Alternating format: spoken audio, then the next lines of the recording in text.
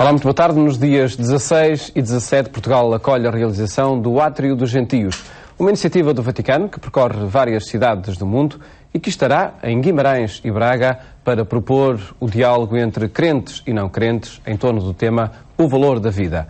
Um projeto onde tem participado o Padre José Tolentino Mendonça, hoje convidado do programa Eclésia. Padre Tolentino, muito boa tarde. Obrigado por estar neste programa. Entre muita criação literária, entre muitas funções académicas, é também consultor do Conselho Pontifício da Cultura e, precisamente, aí tendo participado na promoção deste Átrio dos Gentios, perguntava-lhe antes de mais que relevância é que tem esta iniciativa para o próprio Vaticano. É uma iniciativa muito importante que nasceu de uma intuição do próprio Papa Bento XVI, que, falando à Cúria Romana, apelava à necessidade de criar espaços e experiências de encontro com as grandes ansiedades, os grandes desejos, a grande paixão de infinito e de sentido que continua a habitar o coração do homem e da história. Estava presente o Cardeal Ravasi, presidente do Pontifício Conselho para a Cultura, que sentiu ali a oportunidade de lançar de forma organizada aquela intuição como uma proposta feita às dioceses de todo o mundo e, de facto, o átrio tem-se replicado em áreas geográficas muito distintas, na América, na Europa, em latitudes diversas, e essa ideia é, no fundo, colocar à volta da mesa do diálogo e de um diálogo feito de condivisão e de partilha, o que é a busca de Deus e de sentido para a vida, feita por crentes e não crentes. No fundo, colocar Deus de uma forma serena, harmoniosa, congregadora, no debate do espaço público. Diálogo será, sim, a palavra central desse átrio? Diálogo é o termo-chave e é também, curiosamente, a ideia da própria metáfora. Porque... Antes de irmos à metáfora, Padre Tolentino pedia-lhe, e evocando até uma declaração do Cardeal Ravasi em entrevista à agência Eclésia, dizia que estamos habituados a usar essa palavra sobretudo como símbolo. Que passos há a dar para ir do símbolo à realidade no diálogo? Esse é um desafio enorme e um desafio de verdade que a própria Igreja, se calhar, tem de assumir com maior clareza. O diálogo não é apenas um motivo ornamental do discurso eclesial, mas tem de ser uma prática efetiva, isto é, tem de continuar a ser, porque já existem tantos sinais e experiências, mas, se calhar, de forma mais organizada e explícita, o diálogo tem de ser o encontro, e o encontro que se realiza, na verdade, dos interlocutores. Não é o fabricar de convergências artificiais ou apenas pontuais, mas é um abrir de coração e dizer verdadeiramente aquilo que nos habita, aquilo que transportamos no tempo. E que possibilidade existe para esse diálogo, para esse encontro, quando a Igreja está, por tradição, habituada a propor a verdade como única? É muito interessante que no discurso que o Papa Bento XVI fez precisamente às mulheres e aos homens de cultura, no Centro Cultural de Belém, ele dizia uma coisa muito importante. Dizia que, por um lado, em relação à verdade, a Igreja é docente. A Igreja é mestra e mãe no caminho da verdade, da busca da verdade. Mas, ao mesmo tempo, a Igreja é discente. Isto é, a Igreja precisa de aprender a verdade que habita cada homem. E se nós não nos colocamos à escuta, se não nos dispomos ao encontro, não colhemos aquela porção de verdade, aquela centelha de verdade única, singular, que habita o coração de cada um. Isso exige uma mudança de paradigma, uma conversão, diríamos?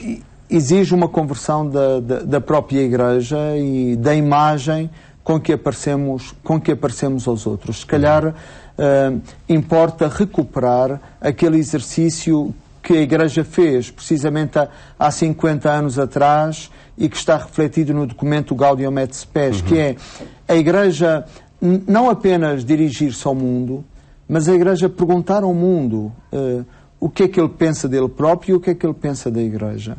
E esta audição, esta auscultação profunda que se faz à cultura, à realidade do mundo, à sociedade, que pode ajudar a Igreja a tornar-se mais fiel a ela própria.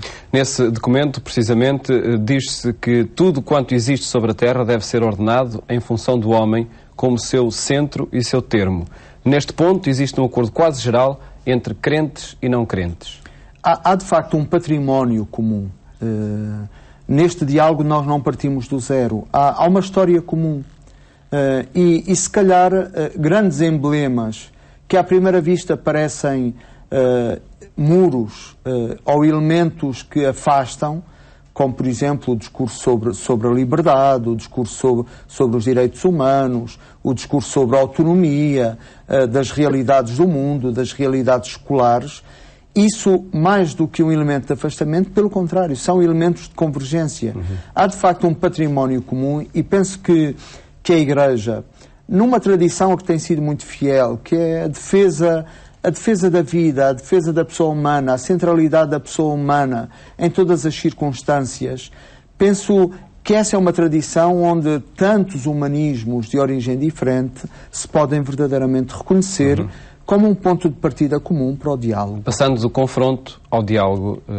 Há essa transição que é necessário fazer. E que não está feita. Não está feita e em grande medida porque a Igreja não se explica. Hoje há de facto um problema de linguagem e de comunicação. E isso não tem a ver com os marketings ou as publicidades ou tornar o discurso da Igreja mais atraente. É tornar o discurso da Igreja mais presente, mais aberto, mais legível, mais compreensível. E no interior da Igreja sente-se muito essa necessidade e só de facto quando há uma vontade de encontro e de diálogo e não dar por adquirido aquilo que hoje culturalmente já não é, porque nós já não vivemos em sociedades onde a experiência cristã seja interpretada imediatamente. Pelo contrário, é preciso uma iniciação, é preciso uma explicação. É quando a Igreja se dispõe a explicar, a falar, a encontrar-se, que ela dá a possibilidade para que o Evangelho seja anunciado e ela seja fiel ao tesouro que transporta. Por parte da Igreja, terá de existir uma consciência mais explícita de que é fermento, de que é uma minoria, para se colocar em diálogo, de facto, com outras minorias, com outros grupos? Eu penso que isso é muito importante e é de facto uma mudança de visão que é, no fundo, um ajustamento à realidade. Hoje nós temos uma grande medida de católicos de tradição, ou católicos culturais, como agora se diz, que cresceram num ambiente de cultura católica e se reconhecem num determinado código de valores e de práticas, mas a verdade é que as comunidades ativas, os cristãos ativados na sua fé, são uma minoria no interior da sociedade. E esta tomada de consciência, que tem sido progressiva, cada vez tem de ter mais consequências.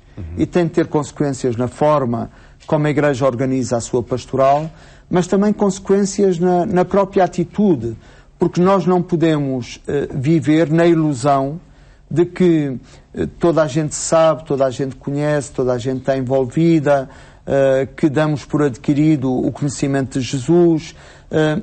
Hoje há de facto uma nova evangelização que passa em grande medida por um primeiro anúncio. Hoje a Igreja, nas sociedades ocidentais e no nosso contexto português, é também chamada a um primeiro anúncio, porque hoje Portugal é uma terra de missão.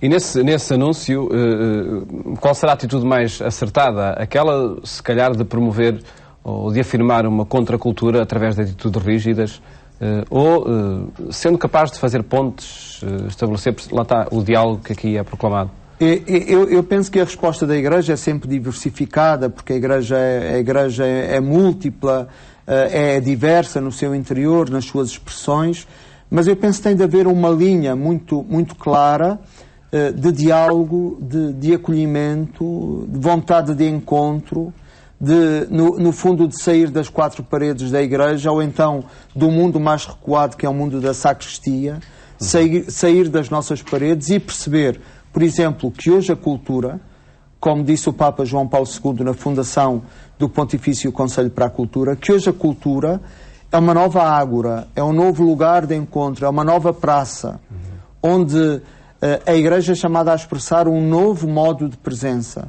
que passa fundamentalmente pelo diálogo, por um diálogo construtivo, pela afirmação e pela escuta, pela relação, por um caminho solidário que se vai tecendo.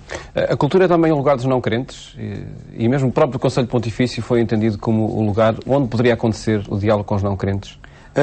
A Santa Sé tem uma estrutura própria para o diálogo com os não crentes, mas, claro, pensar uma pastoral da cultura é pensar que essa pastoral se desenvolve numa fronteira, que é a realidade do mundo, a realidade da sociedade, as várias buscas de sentido, a estética, o mundo do espetáculo, a beleza, mas também a política, mas também a economia, tudo isso, as tradições, tudo isso é cultura. Aquilo que nos ajuda, não de forma ideal, mas de forma concreta, a dar sentido à vida. E eu lembro-me, por exemplo, que uma vez ouvia uma senhora dizer que aquilo que lhe dava sentido à vida era ver a telenovela ao fim do dia. É um pouco brutal, podemos pensar, mas é real. E penso que na Igreja tem de haver também um esforço de ir ao encontro da realidade. A cultura não é apenas a alta cultura, mas é esta cultura efetiva que acabam por ser bolsas de sentido e de esperança que nos ajudam a viver. E, de facto, trabalhando aí e olhando para esse território, a Igreja tem de ir ao encontro de um mundo muito plural, de um mundo muito diversificado, onde o fenómeno da não-crença, da indiferença religiosa, de uma certa evaporação dos laços e da matriz cristã acontecem a cada dia. Esse encontro acontece nesta iniciativa, Átrio dos Gentios, que já retomaremos. Perguntava-lhe antes disso, Padre José Tolentino, em que outros atos é possível acontecer esse encontro? E recordo, por exemplo, as iniciativas que promove na Capela do Rato, que dinamiza. Há que promover essa proximidade, esse conhecimento das bolsas de cultura, como referia? Eu penso, e a tradição da Igreja mostra isso, que a grande relação é uma relação de amizade. Não é por acaso que quando Jesus envia os discípulos a anunciar, diz: entrai nas casas, sentai-vos à mesa, comei daquilo que vos é dado. Isto é, criai uma relação de vida, uma relação de amizade. E na relação com o mundo da cultura não pode ser a competição entre verdades, porque acabamos facilmente por entrar num diálogo de surdos.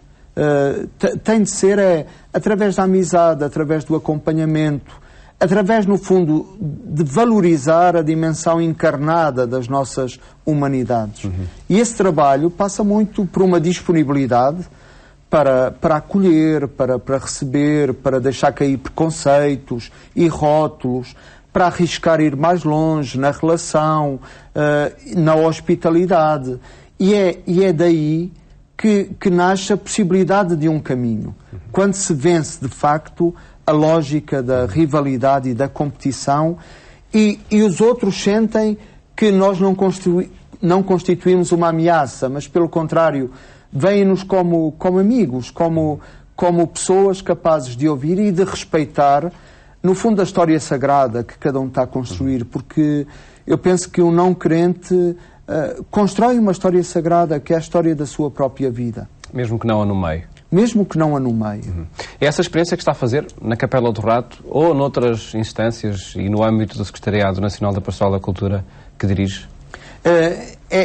Por exemplo, na Capela do Rato nós temos uma linha de acontecimentos e de, se quisermos, até de evangelização da comunidade, a que demos o nome Deus, uma questão para crentes e não crentes. Porque, de facto, os crentes não são os senhores de Deus. Nós não sabemos tudo acerca de Deus.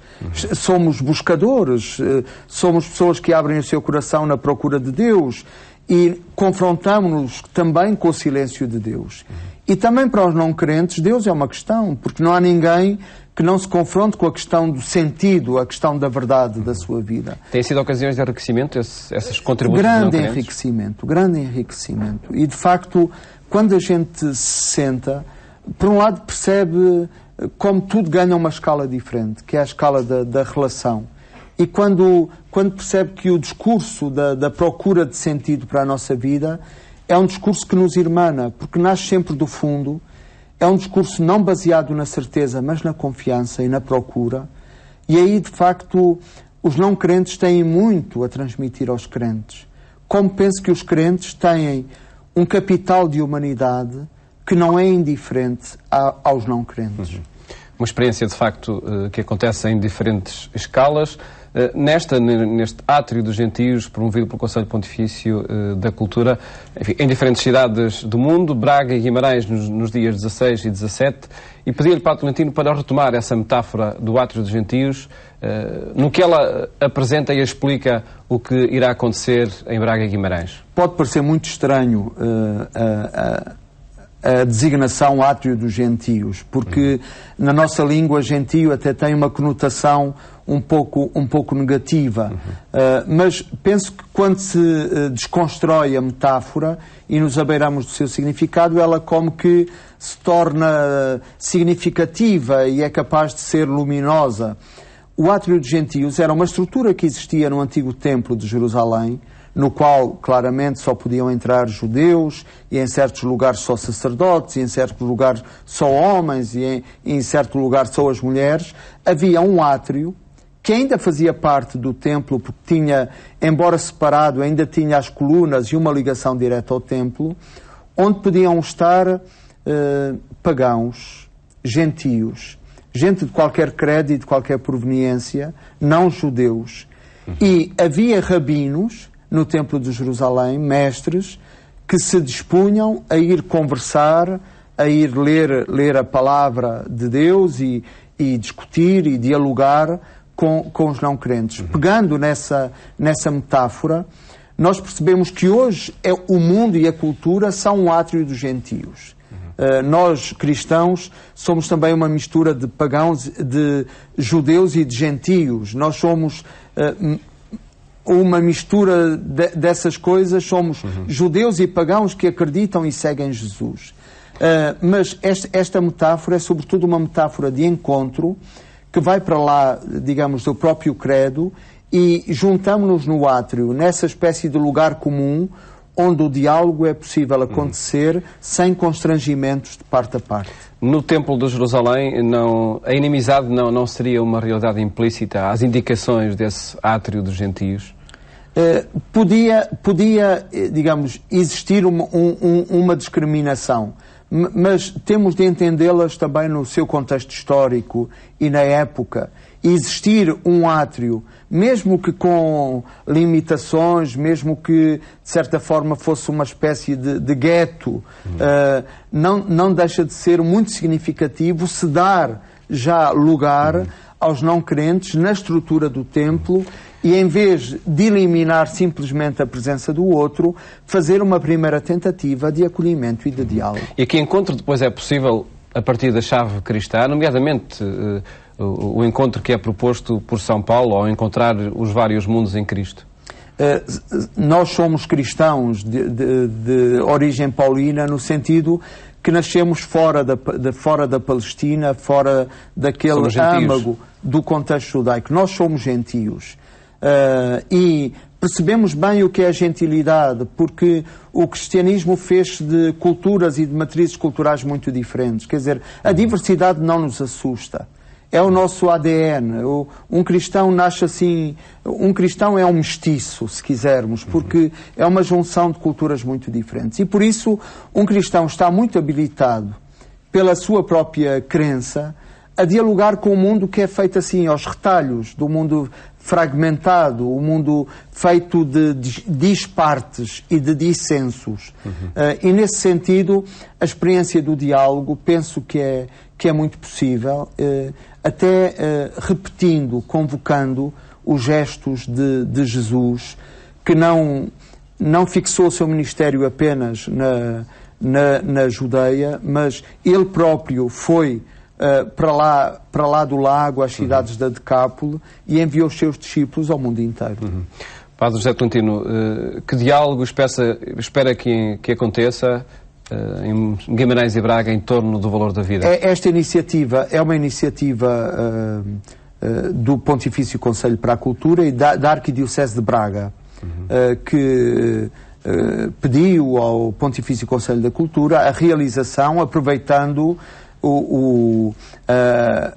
as capitais da cultura e da juventude, que são neste momento capitais europeias, Guimarães e Braga. Também para a Igreja poder estar representada e, de certa forma, contribuir para a grande celebração e renovação da própria cultura que está a acontecer nessa parte do nosso país.